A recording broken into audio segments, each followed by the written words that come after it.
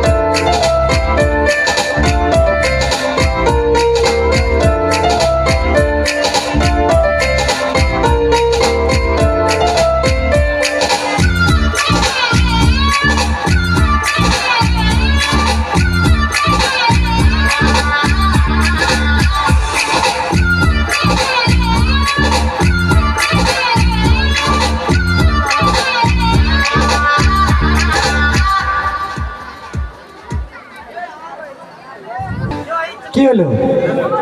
হ্যাঁ সবাই দেখলো ঠিকভাবে হলো, একটু বিপজ্জনক জায়গায় বসিয়ে রেখেছি, ঠিক করে দেখলো যে সবাই, তোমার ঠিক হলো না কেন? তুমি ওর মাস্টার, তা আমি কি কেটেছিলাম? ঘাস কেটেছিলাম আর দিন, তাহলে কি